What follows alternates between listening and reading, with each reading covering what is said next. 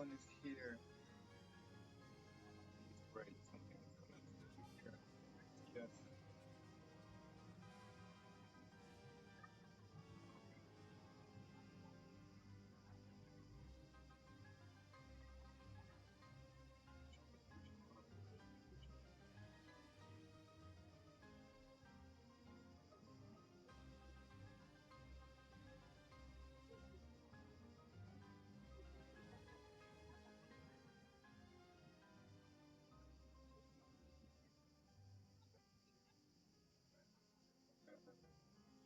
So we will start in a few minutes.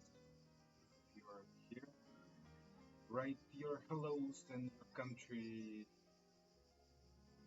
something.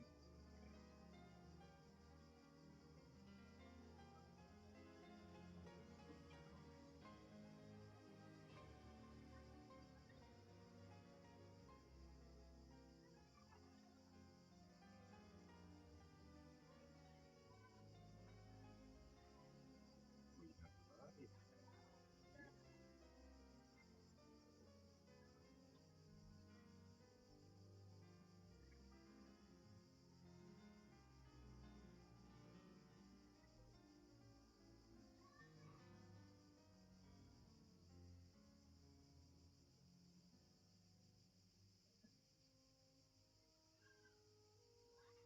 Hear and see us.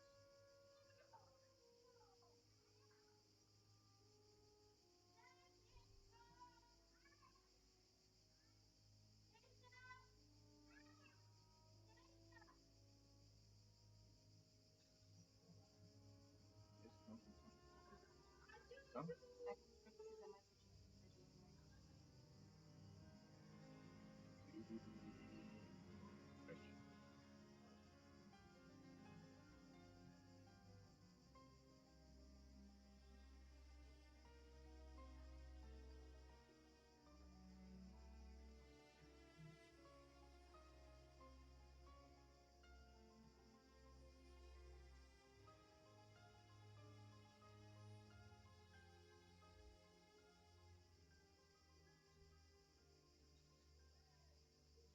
You're actually hear us and see us. Let us know.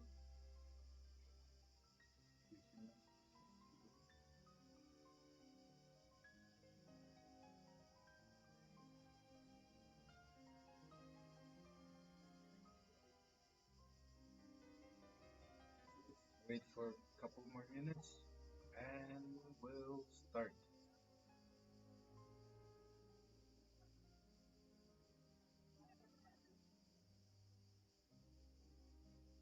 We have three people here. One,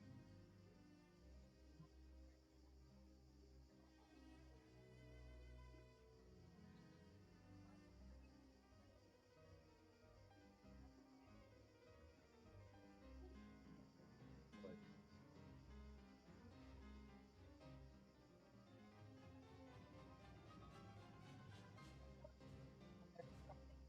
yes, some Valeria is writing hi. Hello, Valeria. We're not that boring, you will see. We're just waiting for other people. Boring, but Tbilisi is exciting. And we're They're not going to. boring. Just kidding.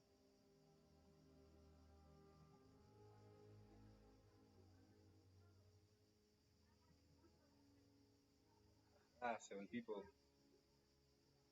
Hi, Nel. Nice to see you here again. Hello. Hello.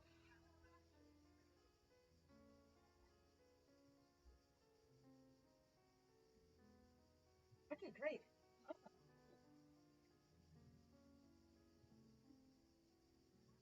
So, 2 minutos, por favor, and we'll start.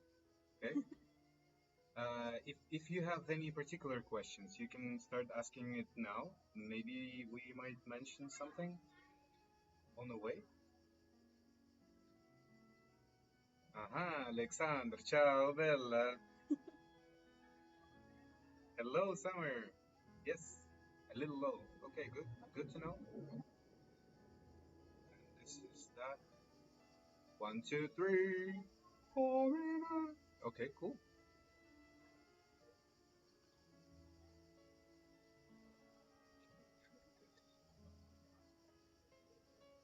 better right now. I mean, it should be. Should be. We're using high technology.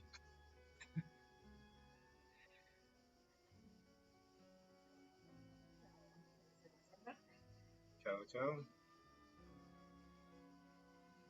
Okay.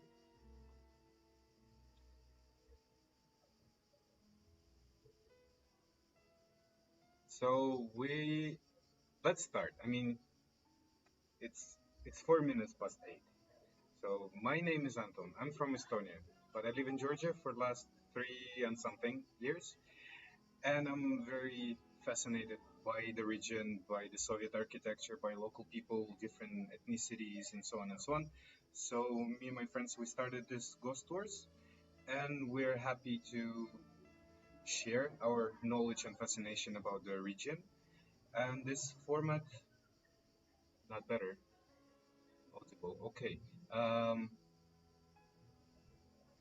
check this. 1, 2, 1, 2. Check the microphone. Everyone in the crowd. Okay, it's maximum here. Pa, pa, pa, pa, pam. Mhm. Almost.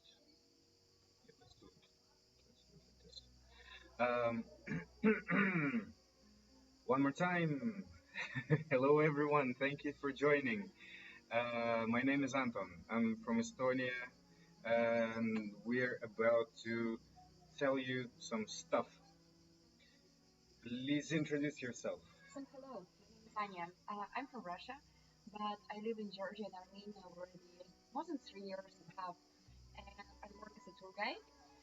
And I really into urban history, history of the cities, and anthropology. And so I'm very excited about Georgia.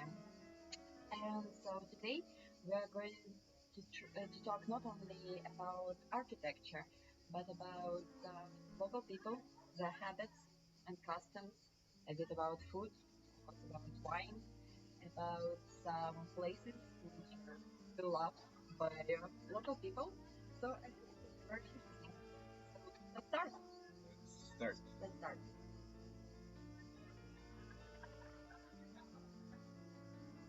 And yes, here we go. So we'll start from Chiburi Park. This is the kids' park in the center of Tbilisi, more or less. Um, and we're gonna talk about the Soviet people, as Ani mentioned, and we'll show you some of the Soviet architectural sites. And yeah, let's. Do you want to start? Sure. I mean, this park is very interesting place. So basically, this is an idea of one Georgian writer. His name is Nadar Tumbadze. He is very popular here in Georgia. And so in 1975, he got this idea. Why won't we build something like a Disneyland, but here in Tbilisi? And so very soon his idea came true. And in 1982, they built this Zivori Park. It's pretty amazing example of Soviet architecture. It's all made for children, and it's kind of a little bit of wonderland. So you hardly can find their straight lines. It's all about it's all a bit like curved and bent. It's very colorful. So yeah, it's kind of like a little bit different world. And so here is also use lots of mosaic. So there's a huge kind of snail made of mosaic. And look, this is the stove. So there's a Soviet snail over there, and there's a real one, modern one. Nice. Do you have any idea why it looks so modern? I mean, there's some Soviet buildings and structures, but okay, I will answer it myself. Uh, the reason why it looks pretty okay, you will see. I mean, quite modern because in 2000. 2015, there was a huge flood in Tbilisi, and the reason why it was flooded, um, two reasons. First one is the other square that was built nearby, the Hero Square. It was built in 2010, and they didn't consider the river. So the river and its underground streams, it was just buried there. So um, after a few days of heavy rains, everything was flooded, and especially nearby zoo. So lots of animals kind of suffered and fled to the city. Around six lions, six tigers, 13 wolves, hippos, monkeys, and if they stayed alive, uh, they they were just like randomly running in the city, and special forces of Georgia were okay. They were killing them, but it was super violent and not needed. And last year, no, year before last year, 2 years ago, they started renovating this children's park. So you see some cool kids skateboarding and cycling, and this part from the left was for parkour, and lots of public spaces, lots of time to kill here, um, to spend with kids. I mean, so basically, this place is for kids because I mean, here in Georgia, we have very special attitude to kids. Really, I mean, all Georgian children are little princes and princesses. Seriously. So if one day you come to Georgia with a child, you feel this attitude immediately. Sometimes it can be very confusing because every second Georgian person will come and grab your child's cheek or will give a candy. Like, but you definitely should understand that it's just part of their tradition or custom Culture. and general, yeah, attitude towards children.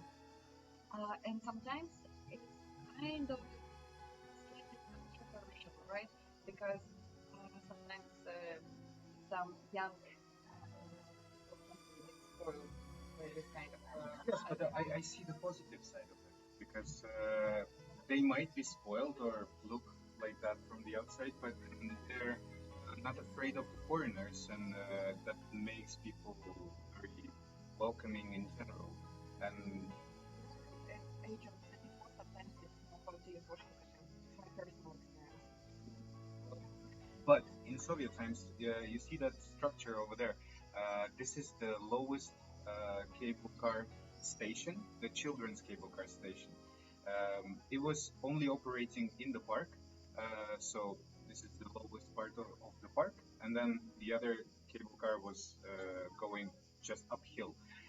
Also, in 1930s, Soviet Union started this thing as an entertainment, the children's railway stations and railroads. Um, they built the first one in Moscow in 1930s, but they closed it, and in 1935, uh, the first one in Tbilisi was built. So officially, right now, it's the oldest children's railroad station, which was preparing young kids to learn how to be a conductor of a train, how it operates, and still the whole propagandistic way of teaching. That was quite exciting. Now we see the policemen fighting with kids for no reason. Oh, this is a very important building in Georgia. So this is the parliament. So on this, it's on Listaveli Avenue, right in the city center. Before on this place, there was a huge Orthodox church, but it was destroyed in 1928, and then they built this amazing and really huge building, and it took almost 20 years to build. So they started in 1937 and finished already after the war in 1953 when the Stalin died. And so you see on this building over there are 16 columns. And these 16 columns, they represent 16 republics of the Soviet Union. And this square in front of the parliament became very important place to protest, even during the Soviet times, and especially later. So, for example, on this place, like the most cruel events happened during the Georgian Civil War. Georgian Civil War from 1991 to 1993. So the first president of Georgia, Ziad Gamsakurdi, after the military coup, was resigned, but still he had lots of supporters.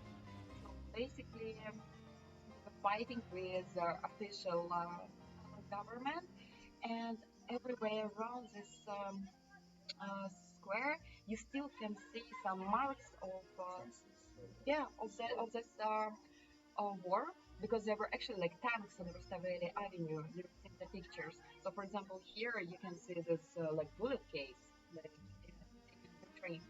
But right now, if you notice, the square is closed. Do you know why it's closed?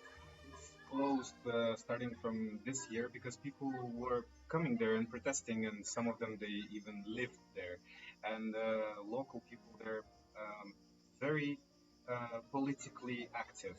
So what we see right now is the protest from the last year when the one guy from the Russian Communist Party came, and we will not judge or say something controversial.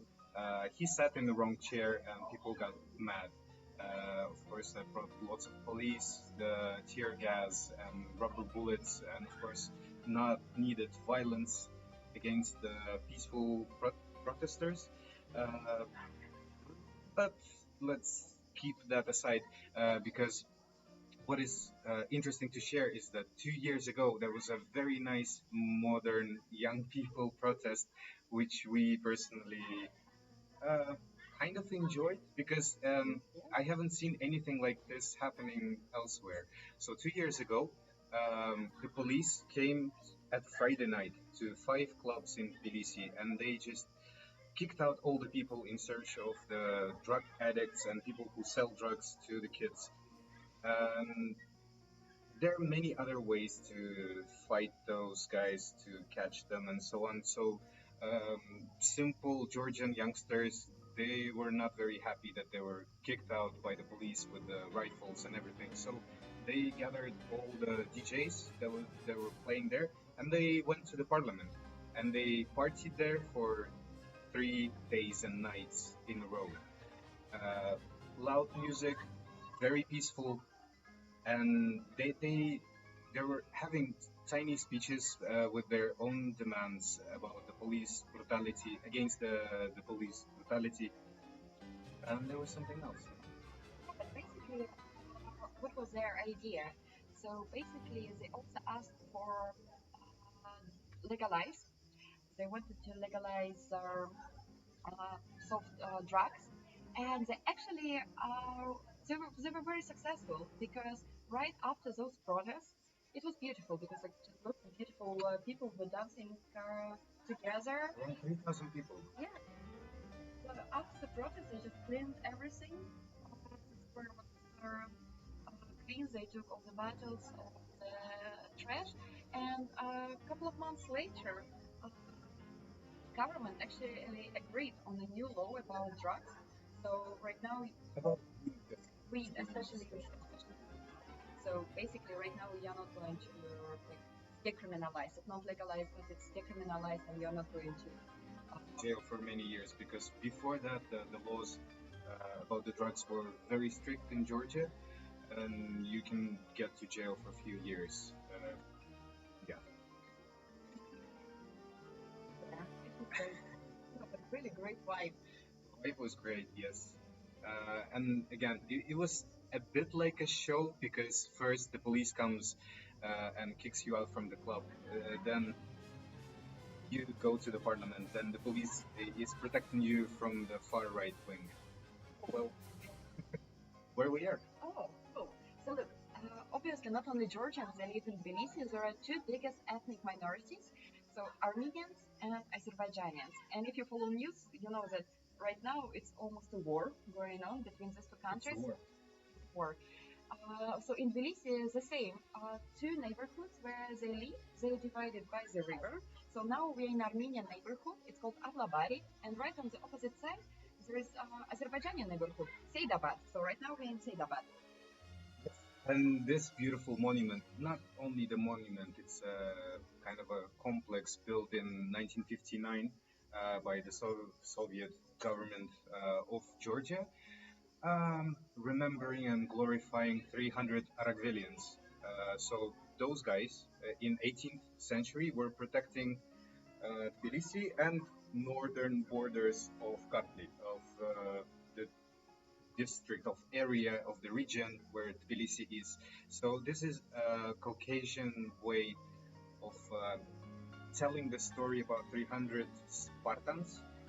And of course, it's quite a symbolical number. Maybe there were 301, maybe there were 999, but 300 looks more beautiful. And so in 2008, those 300 people were canonized and called martyrs. So there are other 300 saints in the Georgian Christianity. And as I mentioned, it's a complex. So on one side, you see this never-ending fire in two monuments, and on the other side of the road, which is on the right from us, um, there are other monuments of musicians and other warriors participated in this war. Uh, Funnily, this is the Georgian alphabet, which looks bizarre if you're not used to it, and it's one of a kind. It has no other brother sister languages, and Georgian alphabet is under UNESCO Untouchable Heritage Protection. Yeah, that's what I meant. On the other side of the road, there is this screaming guy and other three people telling that there were 300 people protecting Tbilisi from the Qajar army.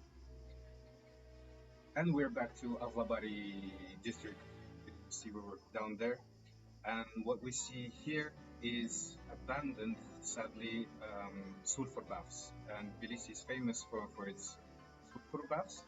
Um, and those were built in the Soviet times um, because everyone loves to be clean and to have baths. And they didn't want to make it look like Turkish hammams, so they decorated everything with mosaics and made slightly different shape of it. Um, and we'll get closer to mosaics a little bit later, but it's a very significant and important part of Soviet and especially Georgian monumental art. See, it's quite abstract. Nowadays, the people are living there, so because local people they love their country, they love the city, and they find any and they're so free spirited. So they find a place where it's livable, they go and live there. So there's some clothes drying, and we spoke to those people, and the baths are not operating, well, obviously, but in this district in Avlabari, you can still find flats with the naturally hot springs in on your tap. So yeah, maybe that's the one. I have a question. That were they built because the Soviet flats didn't have bathrooms? In a, not in a way, not the Soviet one, but before. Yeah, before they would use it as just like a public bathhouses. So, for example, this area. So right now we are not in Abanatubani area. Area with hot springs. So the name of the city, Tbilisi. Tbili means warm because of the hot springs. So this is the place where the city was born. And yeah, before people would come here because they didn't have private bathrooms in their houses, but not only because it was very important place for meeting people, exchanging news, and so on. So right now, most of the many of the bathhouses here from the 16th century, but of course they were renovated many times. But you know, they never were destroyed because Tbilisi was destroyed many times. But these bathhouses, they never were destroyed by purpose because all invaders and all merchants who traveled the Great Silk Road, they enjoyed it very much to have an opportunity like to take the bath and also to exchange news. And now we're in another place which kind of connected to the Great Silk Road. Yes? Yeah.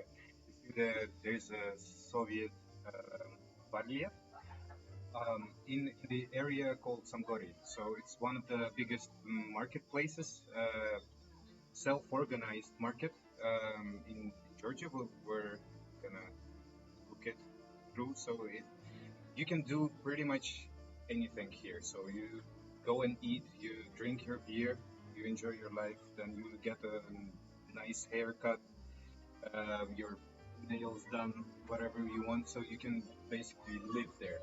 And many people from different regions of Georgia are coming there and selling their goods. And it's very popular because it's oh look, this is the tone or tandır, the traditional place of baking bread. Come to Georgia, we'll see you and teach you how to make bread. Okay, but that's for later. So on the Samgori marketplace, you can find and buy anything you like. And why it's so uh, well known and popular, this is for the traditional barbecue, because it's homemade, homegrown, home welded, home packed, Handmade. handmade, yes. And the prices are pretty much the same as it takes to build or make those products or grow those products. So people are coming and selling their goods there. Shades of price Oh yes, in this that's very kind important. of places to get just the best price. Yeah, Anyone? and here we see this is a very cool thing. So this is Lagidze water. These are traditional Georgian lemonades. So you remember that in Ziuri Park, it was kind of Georgian Disneyland. So this is kind of Georgian Coca-Cola, Fanta, and Sprite. They're very proud of them because the recipe comes from the 19th century from Lagitsa family. And yeah, during the Soviet times, they didn't have like Coca-Cola. So they would just uh, take a syrup and mix it with sparkling water. And Anton, who knows the recipe how to make Georgian Coca-Cola. Buy the secret only for you, only today. So you come to Georgia. That's one. Then you combine the syrup from tarragon. That's two. And you combine it with the syrup from grapes. That's three. Then you add some soda. Voila, you have the Soviet Coca-Cola. Now it's only legends how many bottles, how many cases were sent to Churchill himself because once he tried it, he fell in love and he's like, oh, this is not American. I love it. So send me some cases. But those are urban legends. We don't know if we should trust them fully. But we know for sure that during the Soviet times, Lagitsi waters were very popular and they were sent to other countries.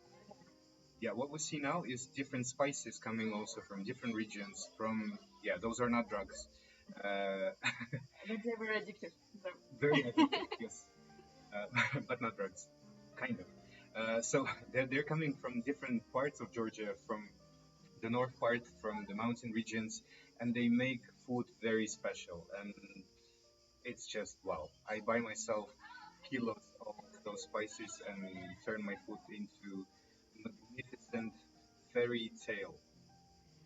I mean, also this market is cool because it's like very regional, and Georgia is like very regional country because Georgia became united like not so like such a long time ago. Before they were like separate kingdoms, and so all regions are famous because of something. So right now we are on the part where they sell greens, all this parsley and tarragon and different herbs and basil. And actually, when I was there, I even told to Anton that I feel like in the middle of the salad, like right between tomatoes, cucumbers, and piece of feta. The smell is Smell is amazing. And so normally, people from Azerbaijani community are selling grains. So they're from Shida partly. This is a region between Tbilisi and the border with Armenia and Azerbaijan. Yeah, This it's to region. the south. Yeah. What are those battles? Oh, this another story. Gasoline. No. Kind of, sort Yeah. of. So look, when Georgians are going to celebrate something, celebrate life, they almost never will buy wine in wine shops, wine factory wine, like Why in would you do that? glass bottles. They would go to their favorite winemaker and will buy wine in plastic bottles because when you celebrate something, you're going to drink a lot and you're going to make lots of toast. And you know that after each toast, you shouldn't finish your glass. You just like finish a glass of wine as a Bottoms shot. up, Bottoms up, absolutely. That's why it makes sense to buy it in a huge plastic bottle. 5 liters per person. It's not a That's joke. It's not a joke. 5 liters per person. That's how they count the amount of wine, like more or less. Oh, and now we're in another region. So this guy is amazing. His honey, I still have it at home. It's coming from the other region of Georgia, from Javakheti, where mostly Armenian communities living. So he's the honey maker, and it's fantastic. He has lots of things to make your candles. Yeah, to eat honey from um, yeah, it's from bees, from how are they called, the flowers and stuff. yeah, So this region is called Javakheti, and it's a plateau which is around 2,000 meters above the sea level. So it's one of those harsh places to live. So people there, they make honey and they make cheese, lots of cheese. You've been there, right? let's go. Just yeah, think about it. You can find pretty much everything on this marketplace. So it's a combination of driving on a Soviet car, on a modern car, or just with a carriage. Why not? So it's a combination of cultures, ethnicities, times, and everything. So starting from food, ending up with fixing your washing machine or something else. Yeah, those guys are also coming from the south part of Georgia. Yeah, around 50 kilometers from Tbilisi, bringing their own goods. It's not very crowded nowadays, but usually if you go there in the morning, there are many people. Just a bit about the quality of vegetables here. It's just amazing. It's like really just amazing. Everything there, like what you see, it just tastes good. It smells amazing. And you know that some people are confused that tomato is a fruit. But It here is a fruit. is a fruit. Here you believe it because it's like here in Georgia, it smells like it smells, If it's it's so tasty, it's delicious. You even don't need spices to eat it or if anything if else. it's so good that it helps you eat it, but if you don't cook it at home, someone's supposed to cook it for you. Yeah. So again, normally Georgians, when they celebrate something, they won't go to a fancy restaurant right in the city center. They will go to one of the dukhans. They call it dukhan. In Indian, I think it means shop, or in Farsi as well. But here it means restaurant, small restaurant. No, normally it's in the basement. And when you read the description of the sea of Tbilisi in the 19th century, you just like read about all these dukhans. But today, only very few of them left. And actually, soon we are going to visit Yeah, one of the most famous dukhans in the city. So wait, it's gonna be just the next in the next like 10 minutes. okay, so this is another part of the same marketplace. So you can, as we mentioned before, you can find anything, you can fix anything you like. Maybe not in the best way, but it's possible. And also in this pile of different stuff, you can find really interesting um, retro things, which in some places could cost a fortune. Yeah, So it's yeah, people are just bringing the stuff they have at home, at their families, at their villages. Or, yeah. Here in Georgia, they drink not only wine; they drink also chacha. Chacha is like a hard alcohol. It's like from 40 to 90% of alcohol. And so, for example, if you want to make your own chacha, again, you should come to this marketplace yeah, because here you can buy everything you need to produce your own moonshine, to produce your own chacha. Like, like that. Yes, it is. And yeah, for instance, your neighbor has some fruits and yeah, some grapes, and you're like, oh, I want to do it myself and make a branding out of it. So you just come here, you find a fish, something else, and you just build your own machine, and it's not controlled by the government. Uh, there's some official numbers that you're allowed to produce something like 40,000 liters per year per person. So usually Georgian families they're quite big, so you can a river out of Yeah, alcohol. but to spend all your money. It would be tricky to spend all your money because the prices are quite low here. So maybe, If you don't bargain, then maybe oh, yes. maybe yes. Because you've seen there was a man who is selling alcohol, like just shots. So just if you're walking around the marketplace and you decided just to have a shot, it will cost you around 20 euro cents, Mhm. even cheaper. Like And, to have a shot of chacha and a snack. and sometimes you just go to the marketplace and you ask to try things. So you try anything. Yeah. Yeah, you want to put a stick on some iron stuff. Okay, you're welcome. You want to try a cucumber, you'll get a slice. You want to try wine, you get it. Honey, You will get sure, a glass. you'll get a glass. Yeah, really. And if you're a foreigner, especially, you can get a bottle for free. And we're not promoting the going and trying free stuff, but it's a cultural experience anyway. So you go there. Sometimes you might be forced to try things. So we were stopped by this beautiful lady, and yeah, because we're not locals and we don't look like locals. So she's like, oh guys, you're tourists.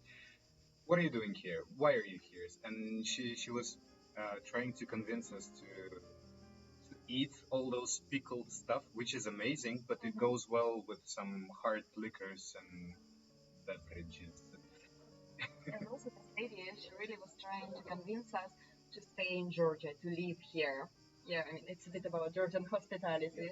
And yeah, sounds we're reasonable. we're quite convinced, so Yeah. we decided to stay. And to look what the chef has there. So you see this pile, it doesn't look very good, but actually it's delicious. It's jonjoli and it's pickled flowers. So normally it's just like a white, nice flowers with a nice smell, but they pickle them. And it's a very good snack for chacha. And also they serve lobia. It's beans in a clay pot with jonjoli. It's just delicious. Also, within the pickles, you will find for example, grape wine leaves. And so here in Georgia, they use everything from grape wine trees. So from grape wine sticks, they will make a cross for Saint Nina. From grapes, they will make wine and chacha. And from leaves, they pickle them and then they cook a delicious meal called dolma. It's a very popular meal in the whole region. Um, yeah, don't be afraid about this transition. We're next to another one of the biggest um, marketplaces, uh, and this is the railway station. It was built by one of the famous and main architects, Soviet Georgian architects, Kavlashvili. Started in late 60s and finished only in late 80s, and this is the path that connects two sides, so you don't cross the railway on the ground, you kind of cross it above it. And it was also turned into a tiny marketplace, self-organized by local people. Um, it has its own name called Desertir, Desertirka, a market for bazaar for those people who were part of the civil war. They didn't want to fight, or warriors or refugees from uh, the gun conflict in Abkhazia in 90s.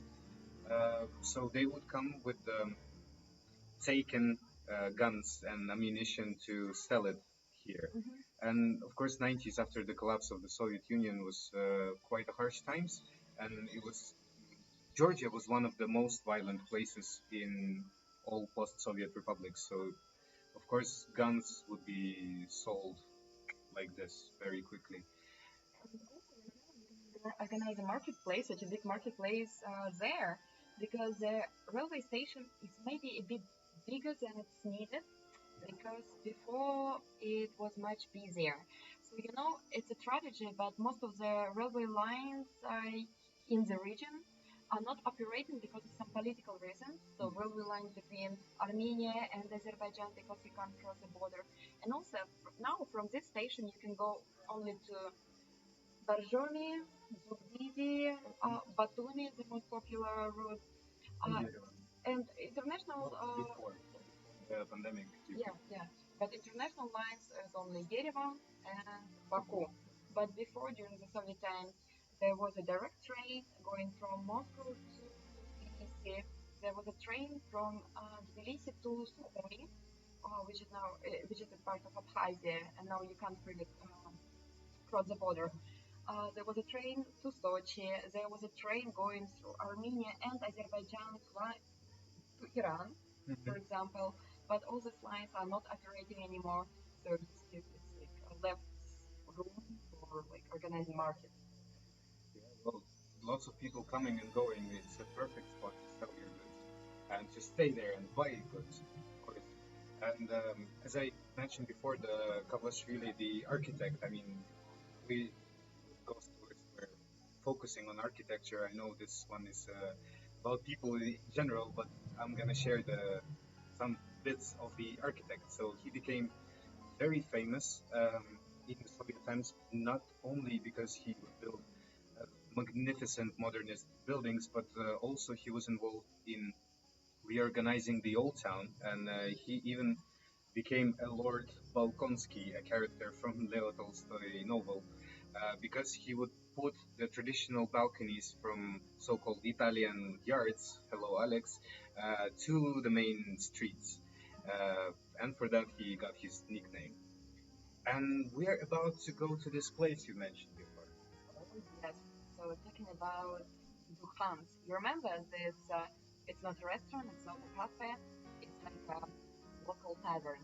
So one of the most famous Dukhans in the city now, it's located not far away from this station square. It's called Mapshale. And so yeah, now we are going there. I love this place because this is a place to where local people they go to celebrate something. And this is a place where you can learn how to make toast. Also, this traditional Georgian singing. Like when Georgians eat a lot and drink a lot, in some point they're going to sing.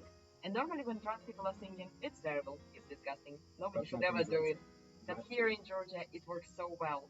And of course, you can go to like a special show to hear it, or you can try one of those dukhans where people are singing naturally. And food here, it's very good. It's almost like homemade food. It's homemade food. It is, yeah. Yeah. And so this restaurant, it's not just Georgian food. It's regional food. It's Migralian food. So there you can try some Migralian specialties. So it's like from the northwest part, and usually it's more spicy. It's amazing. You should come and try. We were just waiting for our food, and then those people they normally live in houses like this. So when the Soviet came in the beginning of 20th century, they had the politics of the fast industrialization. So they started building factories, different industries, and of course they needed very fast and affordable living places. But because of the very difficult landscape of Tbilisi, it has lots of hills and mountains. Architects should come up with creative ideas. So this place is famous amongst architecture lovers because three houses are connected with such bridges. The lowest one is 16 floors. The upper one is 9 floors, and they're all interconnected with those bridges. So as we mentioned, did we mention about the cable cars? Yes, we did a little bit. The children cable cars. Yes, it's one of the popular one of the popular ways of the public transportation here in Tbilisi and in Georgia in general. And this is the other way of turning living space as the public space, public transport in general. I know Anya wants to tell you how it operates and why. But in our previous stream, yeah, If you haven't seen it, it's on our YouTube channel. Yeah, give it a go. It has 20 different objects around Tbilisi. You will love it. so about these elevators. So look, lots of people who come to Tbilisi, they're kind of surprised because, you know, when they realize that you need to pay to use elevators in the city. But you pay for buses. Yeah, you pay for buses, but you kind of not get used to pay for elevators. So all local people will they always would keep like a couple of coins, 5 tetri, 10 tetri, 20 tetri, just to pay for the elevator. Why it happened? Because after the collapse of the Soviet Union, all institutions collapsed, and so for a while, these houses they didn't have any support from the state. The whole infrastructure had like a lack of support, and that's why just to maintain these elevators, they would take money for using them. This is the coin you would use for the elevator. And so basically, they would spend this money to maintain the elevators and the house, and also to pay salary to the people who work there. So, for example, talking about this house, so at the first floor there is a lady who is always there and just check that you pay. She has a camera there Yeah. and she pushes the buttons and different triggers that the elevator would actually go. So you're not necessarily a person who's supposed to live in this house. So that's why there is an extra security guard. And so this is the machine. You press the button, you you hit it hard, and then you're on up on the hill. And in some maps you can find those bridges and those Mutsubiza houses as Instagram bridges because some rappers, some famous Russian musicians came here to shoot their music videos. It's a part of it. If you need, don't hesitate. We'll send you a link. Also, it's it's beautiful. At first, it's very beautiful. Okay, so you go through those bridges and you enjoy the view to the entire district. And those districts were built very quickly um, for people coming from different parts of the Soviet Union. So they were never ghetto-sized or criminalized in, like in the Western world, let's say in Europe or in Mexico or elsewhere. So it was different people, villagers mostly, because you pay attention to the left, those balconies, they don't belong there. Yeah, I mean, because it's like another amazing uh, thing about Tbilisi. Here they have a tradition of samastroy. It's Self-building. self-building or basically occupying some places. Like, I mean, I wouldn't call it samastroy, but it's also a part of this like tradition. You came from the village, and wherever you live, even if it's abandoned couch, you would organize like a garden next to it, and you will I mean, you will like plant some grapes because we're in Georgia. But in general, it works this way. So instead of buying new flat when your family is becoming bigger, because instead of changing flat apartment, you would just like a build extra room. Doesn't matter if you live on the fourth floor or fifth floor, and then your neighbors will think, oh, we will do the same. Why not? So they would put a balcony above, they would put another room behind, and so sometimes the house becomes twice as big as it actually was planted in. It is connected to the Georgian families because they don't have a habit of kids moving out and living separately because family values are well respected, super respected, and they rely on each other. So they live in big families for like three generations in one apartment. Hmm. This guy is nice. He's on the House of Athletics. Yeah, and there's some more. Look at this beautiful Samastroy. So you see, all these balconies, they don't belong to the building. Yeah, so basically, it's just something was built. They also put all their, facilities there, like wires and tubes there. Yeah, it's not nowadays. It is controlled, but before it wasn't controlled. So you just go and ask your neighbors if I'm allowed to or not. And since we crossed the railway, this is a very nice guy. I really like him. It's Prometheus, and right now we are at the sorry, I'm gonna read it. Exhibition of Achievements of National Economics Mhm. place. It's also a public space, an ideological place in many ways, and it's not very special. It's not only in Georgia. It was all over the Soviet Union. So this guy, the Prometheus, why is it here? And you might find many monuments and also pictures of him on mosaics because it has nothing to do with the religion, any religion whatsoever. Uh, it has a symbolic meaning. The fire that was stolen from gods, if you remember the myth of Prometheus, the guy just stole the fire, delivered it to people, and for that he was chained to the rock, and the eagle would come and eat his liver every day and the liver grows back. It has nothing to do with the Georgia and alcohol. The fire of Prometheus is the fire of knowledge, a fire of progress. So it's partly ideological thing, and it has significant meaning for Georgia because they have their own Prometheus. His name is Amirani. Do you know about Amirani? Do you want to share? Pretty much the same story as about Prometheus. The same half god, half Georgian, stole stole the secret of fire, like knowledge, and gave it to people, and also was punished. Also was chained to the rocks. There are a couple of places like where he's supposed to be chained. But there was another thing about Georgian Amirani because he had a dog, the dog that would leak the chain, To yeah, make him to escape. break him free.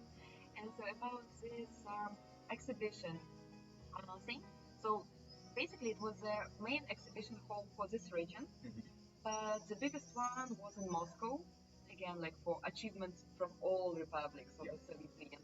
And And region, sorry for interrupting, region meaning Azerbaijan and Armenia. yeah, So it was here in Tbilisi as the center of sharing different achievements, not only in the agriculture, but yeah, you can see it on mosaics, but also in physics, in biology, in different science things. So you just go there and you see how beautiful my country is, how well educated the Soviet Union is, how far we are in the technology, and how perfect we can be. So it's yeah, we're doing just to show like the best we can, the best we do. And they had like some special exhibitions and some annual exhibitions. Yeah. and speaking of mosaics, um, it was interesting, especially in case of Georgia, because uh, it's an ancient way of making mosaics for the churches. So the Soviets didn't change a lot. I mean, in the sense of doing it, but they changed the motives, they changed the stories. Also, going back to the medieval times, but at the same time glorifying workers, science, and all the best Soviet things that could ever happen to make it kind of propagandistic in a way. Yeah, as you see the local sun, Mhm. a traditional symbol of Georgia. You can also find it on local money. Yeah. Previous mosaic, you would notice this lady who is holding this like symbol of peaceful nuclear energy. And here, the lady is also a center of mosaic because surprisingly, most of the mosaics during the Soviet times were pretty well gender balanced. So you Mhm. would see women and men doing different tasks, because of course everything wasn't that perfect. There was no gender equality during the Soviet times, but yeah, at least it was declared. Because actually, the Soviet Union was one of the first countries in the world who declared women's rights, like gender equality, and who let women to vote. Actually, yeah, it's one of the first countries in the world, and that's why on the mosaics you can see the ladies like doing science, hard work. The woman would go to the space right after Gagarin. So yeah, Also, it was part of the again propaganda and ideology to make it um, very sexy and erotic, both men and women. So um, to make a new identity, how architecture and the arts is talking to you. Like here, for instance, we have this peaceful atom, which is simply held by hand, and it's but sorry you for see, that. in one side you can see the symbol of a peaceful atom, but on another side, on their right hand, something is missing because there was their Soviet symbol. There was hammer and sickle, but today hammer and sickle and all Soviet symbols are banned in Georgia. It's not illegal to have them. That's why they demolished it. The There's statue. another way. Also, in republics, they would make mosaics that are not very ideological. Do you have any idea who's that guy? Yes, this is a great example of Soviet, but not very Soviet by content mosaic. So this is Vahtan Kargasali. He's a very famous Georgian king. Actually, he was the founder of Tbilisi. He moved the capital from Sketa to the city, and so you see it's a Soviet mosaics, but the way how they depict animals, people, horses, these birds, it's very, very traditional way. You could find the same in the old books and even frescoes. This is the Soviet restaurant, which is overlooking the Kura River or Mtkvari, as Georgians call it. And yeah, we're going to that beautiful place on the left. This is the Palace of the Ceremonies. And on the right, this is the hydro electric plant that was built in 50s with this neoclassical Stalinist architecture. And just to put you more in the context, in 30s with this fast industrialization, the river lost its social meaning because they would build lots of roads and hydro plants and stuff like that just to free the city from the cars and from the movement. So you couldn't go to the river freely. The only way you can enjoy the river is just to sit in this beautiful modernist restaurant. And nowadays it's still impossible to get there, but they're they're trying. The government is trying to build more and more places that you could really get to the river. Yes. Those are workers building a way for you to get to the river. Uh, so yeah, this hydro plant was built in 50s, as I mentioned, and also faced with Bolnisi Tuf. That's why it's yellow, and it plays well with the Palace of Ceremonies built by Victor Jordanadze in 1985, also faced with the Bolnisi Tuf. Bolnisi is the town around 40-50 kilometers from Tbilisi to the south, and it's a very important stone for Georgia in general. Does it remind you anything? I mean, this palace. I really love this palace. I think it's one of my favorite buildings in the city because of the idea. So look at it, how interesting. Um, so you know, the Soviet Union was atheistic state, but Georgians, they stayed pretty religious, and for the most important events in their lives, they still would go or would try to go to church. And so to baptize a child, to Get married. get To married, bury the person. absolutely. And so in some point, they decided that we need to create something as big, as magnificent, as a church, but without religious context. And that's how this amazing palace of ceremonies was created. Like a socialist church. So you see their bell tower, and everything is telling you that this place is sacred. This is an iconic place, and the idea was to create such place without any religious context. And you see, it's very expressive. It's very postmodernist. And Victor Jordanadze, if you haven't seen our previous stream, we're telling stuff about him. He also built a complex of the Mukhadverdi crematorium complex on the cemetery. Um, so there is a joke that he only builds temples, like socialist temples. There is another building made by him.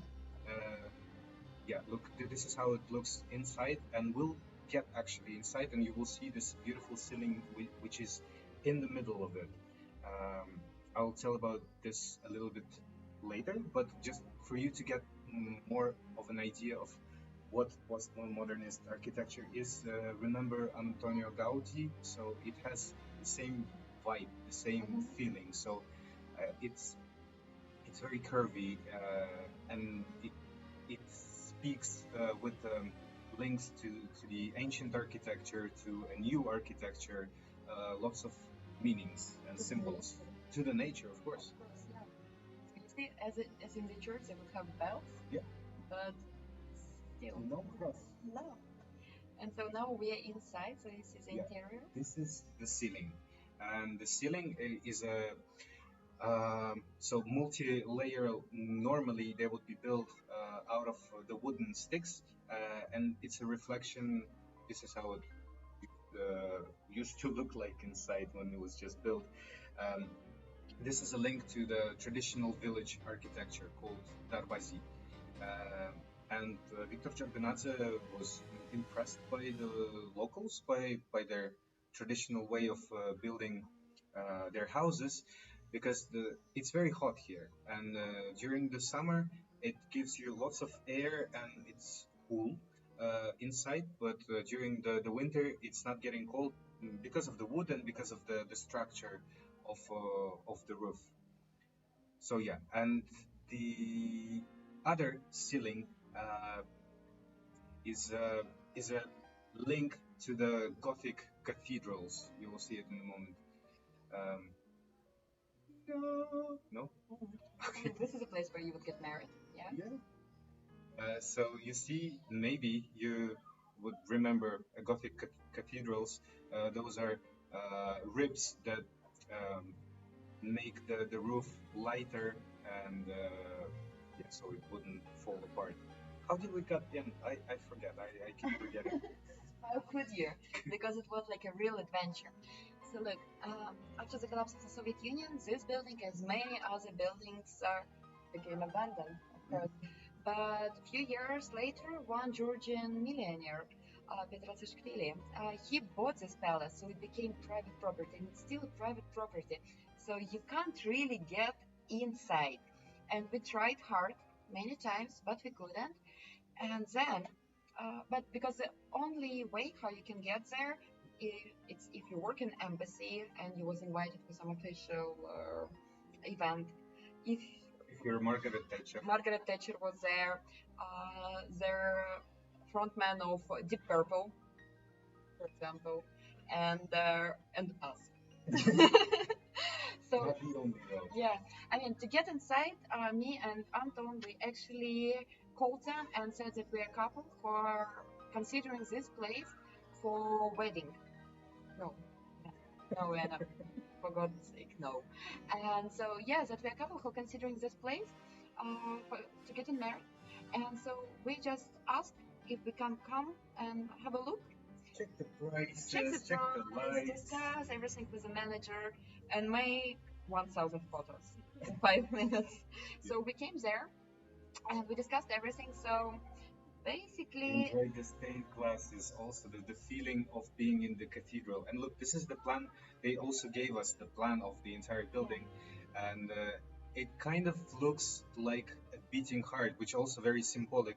And also speaks to the nature, to biology in general. So, as I mentioned before, there it talks with the with the symbols, with myths, and the postmodernist architecture is talking with feelings. So it's a temple, and yet people are getting married there, and they connect their hearts, and yes, yes, yes. And there is another uh, interpretation of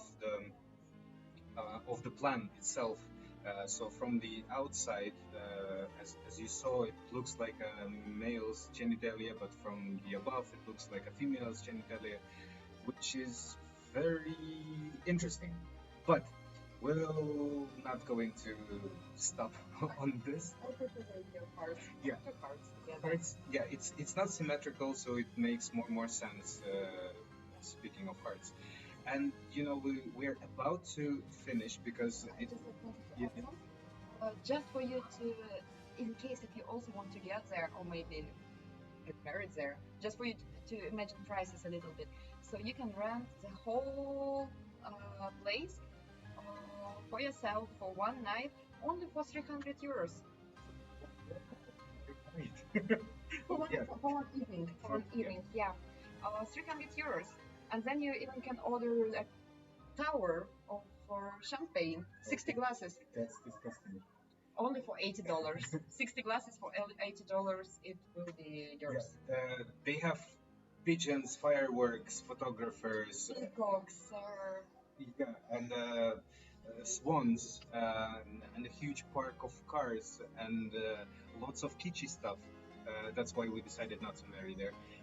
But it's interesting. The architecture is amazing, and inside there's some uh, fresco looking like paintings that also kind of create the feeling of Renaissance, which is very interesting. And those are original, like the way the author thought of this postmodernist building is amazing. Yeah, this is their park of different cars. Yeah. And this is the awkward moment of us stopping it here, and we're getting bigger. we're getting bigger uh, internally at first. So we are very happy that you joined us, and we hope that you survived it till the end, or were amused and interested. We will. Opa, hello again. Sorry, 1 second. Um, we will be happy to receive any feedback. Um, any donations are super welcome here as well, because normally we would do it offline, but yeah, the situation has changed, so we are doing it online. The format is new for us, so we might be Clumsy sometimes, but funnier than we usually are. we're trying our best. And please ask any questions about like food, prices, Architecture. architecture, wine. Ask Anton about architecture. Ask me about wine. Like any questions. So Yeah, so we're gonna stay with you for next 5 to 10 minutes, and let's talk. like really, Anya will keep a track on questions and maybe sometimes read them out loud, and I will be beautiful. yeah. No, we're just receiving feedback that you know enjoyed it very much. It's very nice to hear. Thank you. Thank you for joining us again. This is our how do you call it? Постоянник. Permanent. It's a fan. We have a fan, and we're big fans of you. And we're hoping that you will make the tours about Mexico for us at some point, or other places you like. We'll be very happy about this. The sound was a little low. Okay, we'll try to fix that next time. Hopefully, Maybe the reason it's also because this time we were on the balcony. So because really it's pretty hot right now in the city. It's around 35 degrees. So Yeah, at least during the day. So we stayed on the balcony. Maybe that's why the sound was a bit worse. But we will try to make it better next time. okay. So Anton is a good friend of ours. Joined his Transnistrian tours. It's amazing. He's writing of to Scooby Dooby Doo, remove a walk. What? Okay. It was Uh, his song. it was his son. Hello, his son. He had a birthday recently. Congrats. I wish I would be able to watch from the start one day. We maybe will save it and you will be able to watch it. Maybe not. We haven't decided yet, so it's a big surprise. Valeria Espita, I'm a fan too, and we're also a fans of you. So yeah, hearts, hearts. And we are preparing some new tours. And yeah, normally we would do it in Georgia, for Georgia, and for Armenia. But now, since the borders are closed, we're not able to go to Armenia.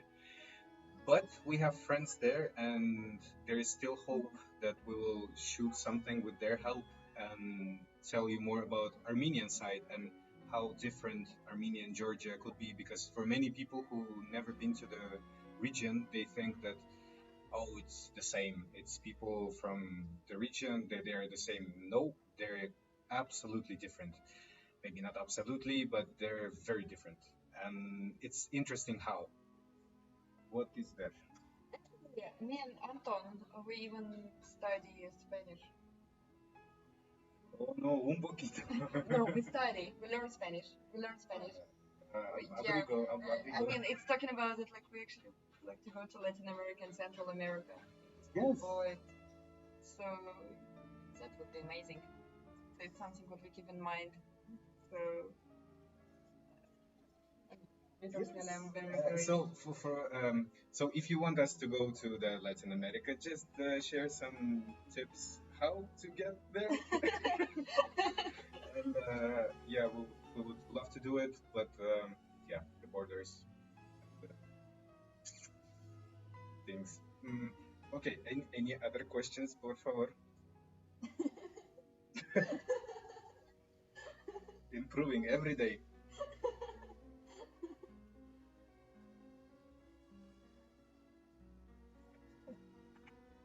Yeah.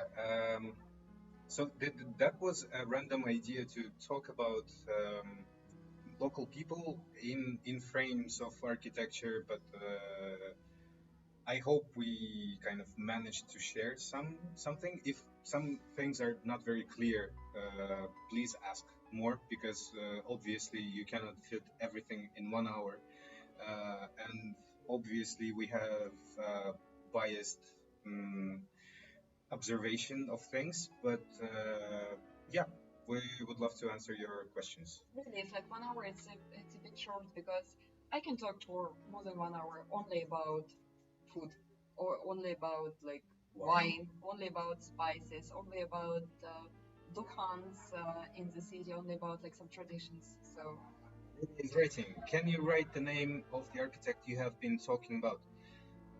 Ninel is writing, what other buildings besides the crematorium did the architect design? Uh, yes, can you write his name? So the last architect's name is Victor Jordanadze, and he made this Mukhadverdi cemetery complex, and he also yeah it was my bad. He also made um, a museum for Ilya Chavchavadze. This is a very important person from the 20th, no, 19th century. He was a politician, he was a thinker, he was an activist, and he's called and referred to as a father of George alphabet and Georgian culture because he was supporting it, supporting the translation of different poems and different books to Georgian, uh, making theater plays in Georgian. So he made a lot to the language. Of course, it existed before, but he's referred like that. And so Victor Jorbenadze, the architect from the 20th century, made um, a museum which is also kind of a temple of this guy because Ilya Chavchavadze was canonized after his death, which turned him into another saint. And in some churches, you can find amongst the different icons, you can find a guy in the 19th century kind of suit, and you're like, okay, cool. I mean, like Ilya Chevchavadze, like there are lots of disputable like characters in Georgia. Like there is Joseph Stalin and Djugashvili, and yeah, was there Saakashvili. I mean, depends on where you're like in political spectrum. You can like them or don't, but everybody in Georgia will love Ilya Chevchavadze. He's just national hero. Just like everybody loves him. You can find him on the 20 lari banknote, and I would be happy to show it to you, but I don't have any money. But that's true. For the last 5 months. Yes.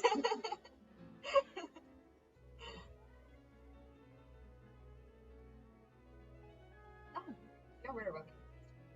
It's a movie.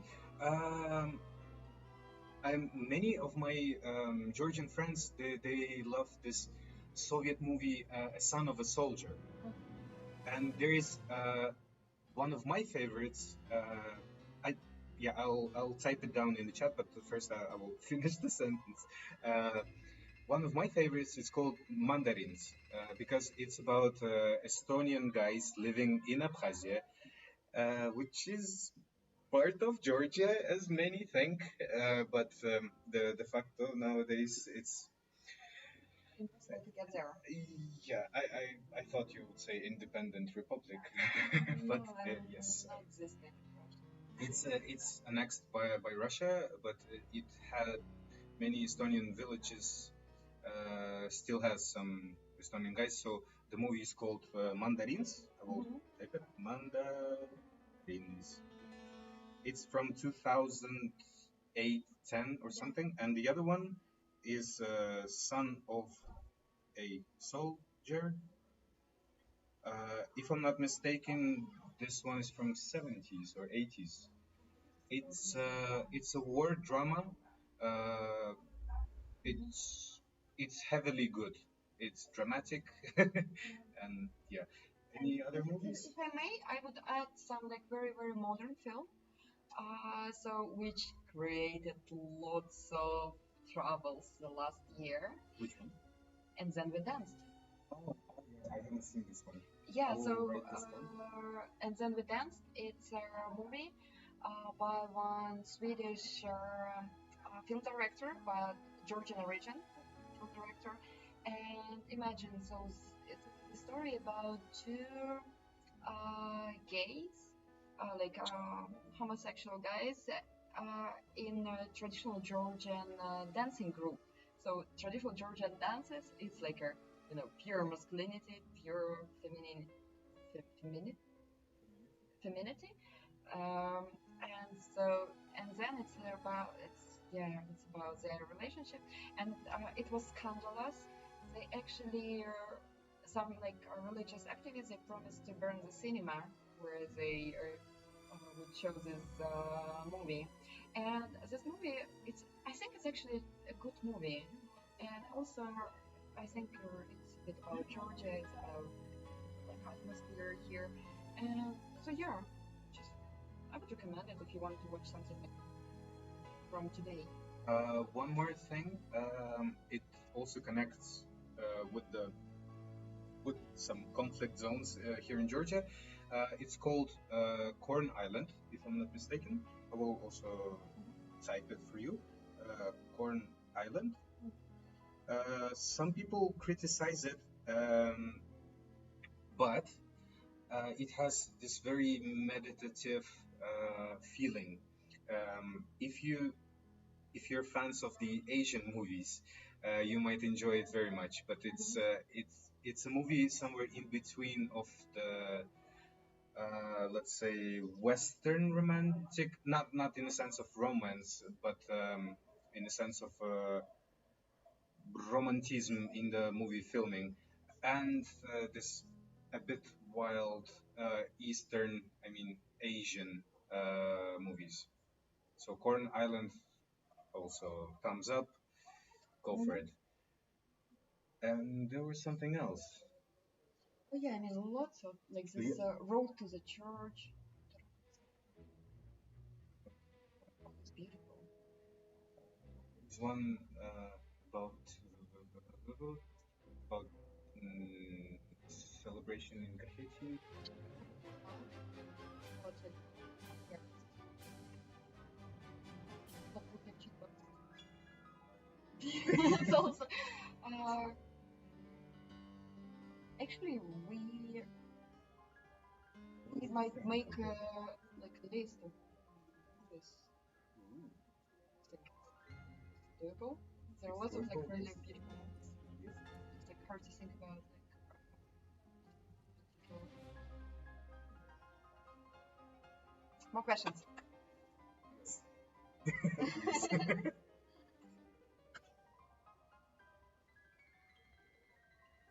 And more Rachmaninoff in your ears.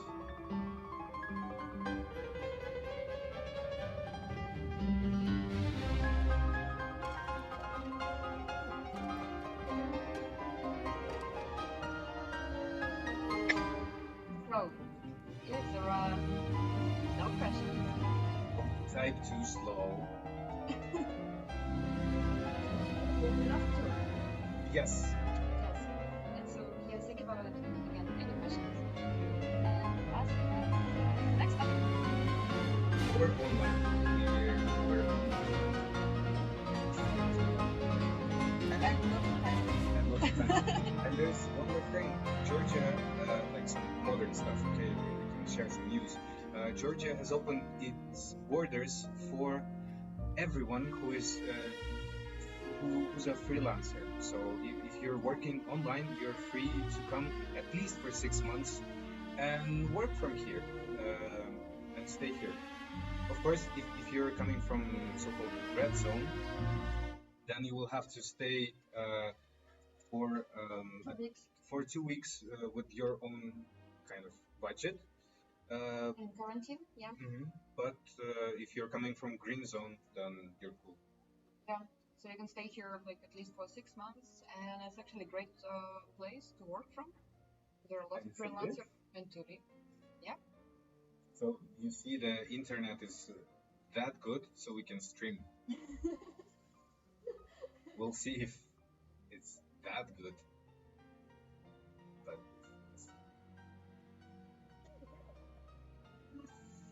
Again, thank you very much for your feedback and for your questions. we're still waiting for the criticism and some bad jokes, stuff like that. Also, we would really appreciate any donations because this is the thing that will keep us going. You can find the links under this video. And yeah, we'll keep you updated if you follow us in the social media.